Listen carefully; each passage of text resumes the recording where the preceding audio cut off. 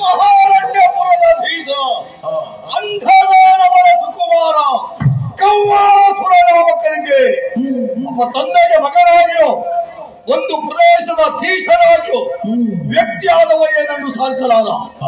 ನನ್ನ ಯೋಧನೆಗೆ ನನ್ನ ಅಪ್ಪನ ಯಶಸ್ಸು ಸಾಲದು. ನನ್ನ ಅಪ್ಪ ಈ ಪ್ರಪಂಚದ ಒಳಗೆ ಒಬ್ಬ. ನನ್ನ ಯೋಚನೆ ಅದಲ್ಲ, ಈ ಪ್ರಪಂಚವೇ ನನ್ನೊಳಗಿರಬೇಕು ಎಂಬಂತ ಮಹತ್ವಾಕಾಂಕ್ಷೆ. ಆ ಕಾರಣಕ್ಕಾಗಿ ನಾನು ಮಾಡಿದ ಮಹಾ ಸಾಧನೆ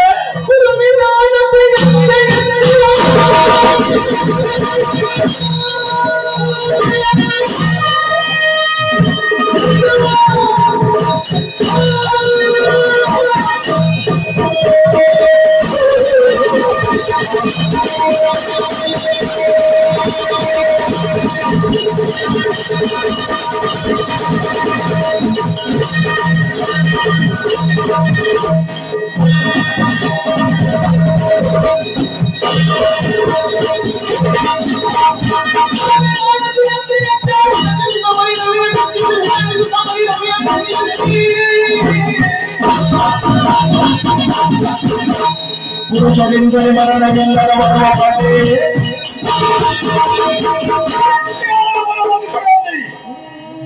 ಗುರಿ ಮುಟ್ಟಬೇಕು ಅಂತಾದ್ರೆ ಗುರು ಬೇಕು. ದೀಪ ಇಲ್ಲದಿದ್ರೆ ದಾರಿ ಬೆಟ್ಟಬಾರದು. ಯೋಚನೆ ಮಾಡಿದೆ, ನನ್ನ ಬದುಕಿನ ಉತ್ಕರ್ಷಕ್ಕೆ ಏನು ಮಾಡಲಿ ಯೋಚಿಸುವುದಕ್ಕೇನಿದೆ. ದೇವ ಗುರುವಾಗುವ ಯೋಗ್ಯತೆ ಇದ್ರು ಅದನ್ನ ಬಿಟ್ಟು ರಕ್ಕಸ ಕುಲವನ್ನ ಉತ್ತರಿಸುವುದಕ್ಕೆ ಬಂದ ಭಗವಂತ ಸ್ವರೂಪಿಯಾದ ಗುರು ಶುಕ್ರಾಚಾರ್ಯನ ಮಂತ್ರಾಕ್ಷತೆಗೆ ತಲೆ ಒಡ್ಡಿದೆ. ಗುರು ನಿರೂಪಣೆಯನ್ನು ಹೊಂದಿದೆ. ಲೋಕದಲ್ಲಿ ಅದ್ವಿತೀಯನಾಗಬೇಕು ಅಂತಾದ್ರೆ ಭೈರವಿ ಆಗಲಿಲ್ಲ ಸಾಧ್ಯ ಅಂತ ಹೇಳಿದರು. ಸಂಕಲ್ಪ ಮಾಡಿದೆ. ಆ ಕುರಿತಾಗಿ ಯಜ್ಞಾರಂಭ ಆಗಿ ಕೊಡಬೇಕಾದಂತಹ ಬಲಿಗಳನ್ನೆಲ್ಲವೂ ಸಮರ್ಪಿಸ್ತಾ ಇದ್ದಾರೆ. ನಾನು ಯಜ್ಞ ಮಂಟಪದಲ್ಲಿ ಕುಳಿತು ಭೈರವಿ ಔಪಾಸಕರಾದೆ.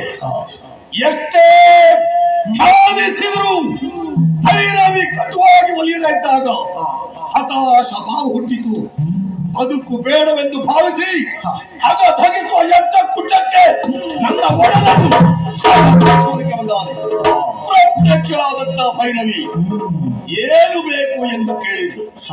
ಲೋಕದಲ್ಲಿ ಗಂಡು ಜೀವಿಗಳಲ್ಲ, ಯಾವ ಜೀವಿಗಳಿಂದಲೂ ಪ್ರಧಾನವಾಗಿ ಗಂಡು ಜೀವಿಗಳಿಂದ ಮರಣ ಬರಬಾರದು ಎಂಬ ಅಭೇದ್ಯವಾದಂತಹ ವರವನ್ನ ಪಡೆದೆ.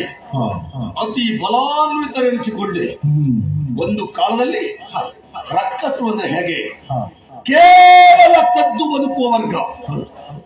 ಗಿರಿ ಗುಡ್ಡ ಗೌಹಾರದಲ್ಲಿ ವಿರೋಧಿಗಳ ಕ್ರೌರ್ಯಕ್ಕೆ ತುತ್ತಾಗಿ ಕದ್ದು ಬದುಕುವ ರಕ್ಕಸರು ಎಲ್ಲಿಯೋ ಹುಟ್ಟಿದ ನದಿ ಹರಿದು ಸಾಗರವನ್ನ ಸೇರಿದ ಹಾಗೆ ಮಹಾನಾಯಕರ ಸಂಭ್ರಮವನ್ನು ಕೇಳಿ ನನ್ನನ್ನು ಒಪ್ಪಿ ಅಪ್ಪುವುದಕ್ಕೆ ಬಂದಂತ ಸಾವಿರ ಸಾವಿರ ರಾಕ್ಷಸರಿಗೆ ಅಭಯ ಕೊಟ್ಟೆ. ಮಹಾರಣ್ಯಪುರದ ಸಮೃದ್ಧವಾದಂತಹ ಸೌಭಾಗ್ಯಕ್ಕೆ ಕಾರಣನಾದೆ. ಹೇಗೆ ಸಭೆ ನೀರಸ ಎಷ್ಟು ತುಂಬಿದ್ರು ಯಾಕೆ ಎಷ್ಟು ನೀರಸ? ಯಾರಿಲ್ಲ ಸಭೆಯಲ್ಲಿ, ಇರಬೇಕಾದವರೆಲ್ಲ ಇದ್ದಾರೆ. ಕಾಡು ಮುಖ ಎದ್ದು ಕಾಣ್ತದೆ. ಹಾಗಾದ್ರೆ ಯಾವ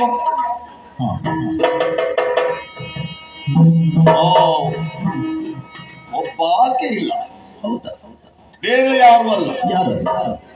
ಬೇಕಾವಳು ಬೇಡ, ಬೇಡವಾ ಬಿಡುವ ಹಾಗಿಲ್ಲ. ಹುಟ್ಟುವಾಗಲೇ ಅಂಟಿ ಬಂದದ್ದು ಸಂಬಂಧ. ನನ್ನ ತಂಗಿ ಮಹಿಳಾನವಿ, ಅವಳು ಸಭೆಯಲ್ಲಿಲ್ಲ ಅಂತಂದ್ರೆ ಸಭೆಯಲ್ಲಿ ಜೀವಗಳೇ ಇಲ್ಲ. ಉಪದ್ರ ಬಹಳ ಇದ್ರೆ ಅದನ್ನ ಸರಿ ಮಾಡ್ತಾಳೆ. ಏನು ಉಪದ್ರ ಇಲ್ಲ ಅಂದ್ರೆ ಅವಳೇ ಉಪದ್ರ ಮಾಡ್ತಾಳೆ. ಆ ಜಾತಿ ಸ್ವಭಾವಗಳು ಎಲ್ಲಿಯೂ ಕಾಣ್ತಾ ಇಲ್ವಲ್ಲ. ಎಲ್ಲೂ ಮುಂದ್ಗಡೆ ಎಲ್ಲಿ ಎಲ್ಲಿರ್ಬಹುದು? ಹಿಂದಿರ್ಬೋದ? ಹಿಂದ ತಪ್ಪು ತಿಳುವಳಿಕೆ ನಿಮ್ಮದು. ಹೌದಾ ಹೌದಾ. ಯಾವ ಕಾರಣಕ್ಕೂ ನನ್ನ ತಂಗಿ ಹಿಡಿದು ಕುಳಿತುಕೊಳ್ಳುವುದಿಲ್ಲ. ಒಮ್ಮೆ ಹಿಂದೆ ಕುಳಿತುಕೊಂಡರೆ ಮುಂದೆ ಬರಬೇಕಾದಂತ ಸಂದರ್ಭವೊಂದು ಬಂತು ಅಂತ ಇಟ್ಕೊಳ್ಳಿ. ಮುಂದೆ ಕುಳಿತವರಲ್ಲಿ ಏಳೇನು ಅಭ್ಯಾಸ ಇಲ್ಲ, ಮುಂದಿದ್ದವರ ತೂಡಿ ಮತ್ತವ್ರಿಗೆ ಹೇಳಲಿಕ್ಕೆ ಬಿಡುದಿಲ್ಲ, ಮೆಟ್ಕೊಂಡೇ ಬರು. ಹೌದು, ನಮ್ಮ ಸ್ವಭಾವ ಹಾಗೆ, ಹೇಳಲಿಕ್ಕೆ ಬಿಡುದಿಲ್ಲ. ಮೆಟ್ಟುವುದೇ ಅವಳ ಅಭ್ಯಾಸ. ಮೆಟ್ಟಬೇಕು ಅಂತಲ್ಲ, ಅದು ಮೆಟ್ಟು ಹೋಗು, ಇಲ್ಲಿಗೆ ಬರುವ ತ್ವರಿತಗತಿ ಕಾಣುವುದೇ ಇಲ್ಲ. ಎಲ್ಲಿ ಹೋಗಿರು, ಎಲ್ಲಿ ಎಲ್ಲಿ ಹೋಗು.